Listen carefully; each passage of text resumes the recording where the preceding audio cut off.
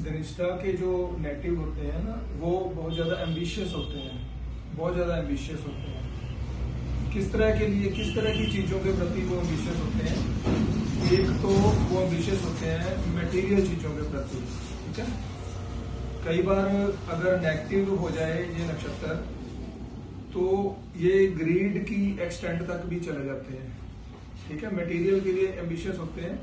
और अगर इसके ऊपर जुपिटर का प्रभाव ज्यादा हो या ये वेल प्लेस्ड हो, तो ये लोग धर्म के क्षेत्र में बहुत एम्बिशियस होते हैं। धार्मिक कार्य करना और धार्मिक लोगों को जोड़ना, उनको इकट्ठा करना, ये सारा इनका एम्बिशन होता है धनिष्ठा नक्षत्र वालों का। वेरी एम्बिशियस और मटेरियलिस्टिक तो है ही है ये नक्षत्र। इनके पास सारी चीजें होती हैं, हर तरह का सुख सुविधा के साधन इनके पास होते हैं।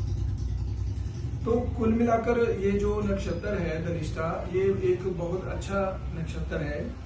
इसमें कुछ प्रॉब्लम्स होती हैं, वो प्रॉब्लम भी मैं डिस्कस करता हूँ आपके साथ।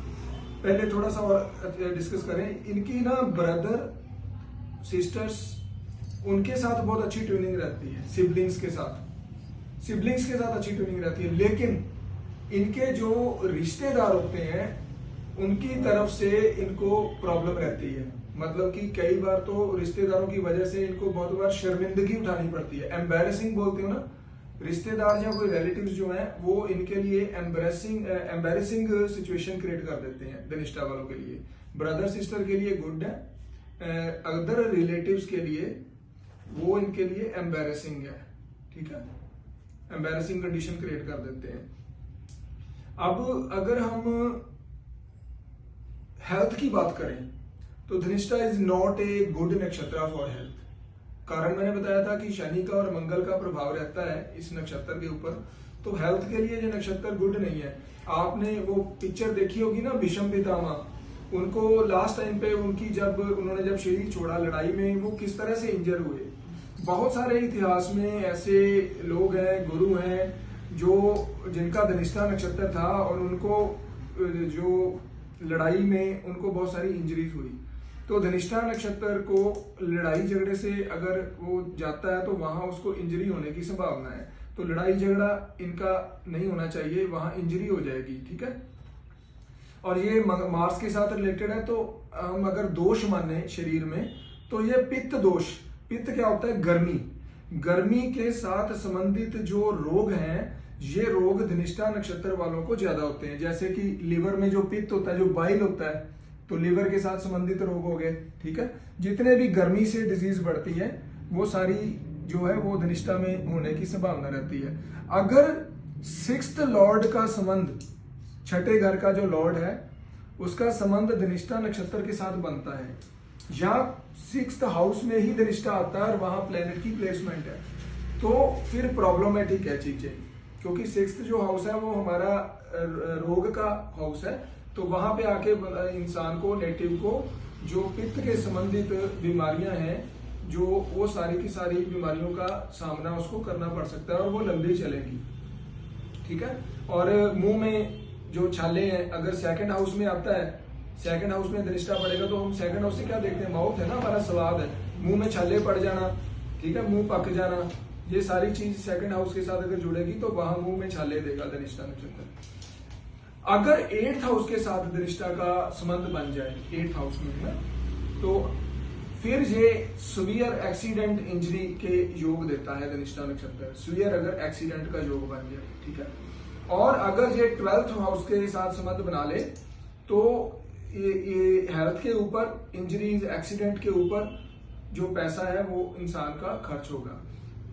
कुल मिला के 8th हाउस के साथ संबंध अगर बनता है तो वो डेंजरस है धनिष्ठा में, क्योंकि इंजरीज हैं, सडन अनएक्सपेक्टेड इंजरीज हैं, वो धनिष्ठा में बहुत संवेदनशील मुद्दा बन जाता है। एक और पॉइंट है हेल्थ के बाद, मैं भूल गया तेरे को बताना आपको, मैरिज जो है ना वो गुड कर्मस नहीं है हमारे पास्ट के।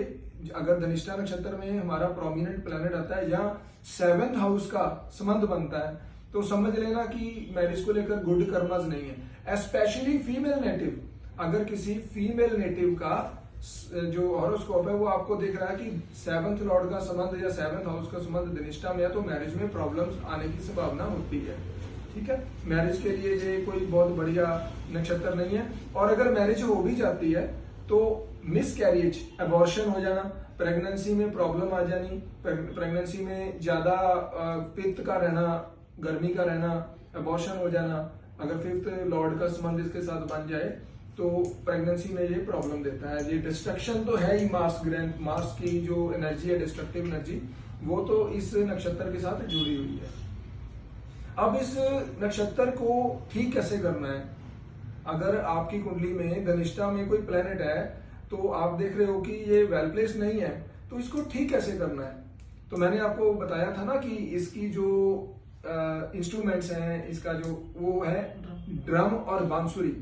अब ड्रम जो है, हम डमरू जो होता है ना उसको अपने घर में रख सकते हैं, डमरू, और बांसुरी हम अपने घर में रख सकते हैं, डमरू, बांसुरी। ये दो चीजों से जो धनिष्ठा नक्षत्र है ये पॉजिटिव एनर्जी हमारे घर में आनी शुरू हो जाएगी। और एक ना, आप धनिष्ठा नक्षत्र किसके साथ संबंधित है, किस पर्सनैलिटी के साथ संबंधित है, मैंने आपको बताया था किस पर्सनैलिटी के साथ संबंधित है, बच्चे के साथ, ध्रुव, ध्रुव के साथ संबंधित है। जब भगवान विष्णु ने ध्रुव को दर्शन दिए थे तो उसने एक स्तुति की थी, उसके कुछ श्लोक हैं, उसको हम ध्रुव वंदना बोलते हैं, ध्रुव स्तुति बोलते हैं। तो ध्रुव स्तुति आपको ऑनलाइन किसी न किसी चैनल पर उसकी वीडियो भी मिल जाएगी। जिसका धनिष्ठा नक्षत्र बैडली प्लेस्ड है, कोई प्लेनेट है अच्छा नहीं है उसमें, तो ध्रुव की जो स्तुति है वो रेगुलर करने से हमें धनिष्ठा नक्षत्र के जो एडवर्स इफेक्ट्स हैं वो मिलने बंद हो जाएंगे। तो ये जो रेमेडीज की पार्ट है ये तो बाद में है, पहले हमें जो धनिष्ठा नक्षत्र की जो थीम है, जो कोर है, इसके लिए है क्या नक्षत्र, वो हमें समझना पड़ेगा। तो मैंने आपको जो बताया है आप इसको ध्यान में रखें, तो धनिष्ठा नक्षत्र आपको अच्छी तरह से समझ में आ जाएगा।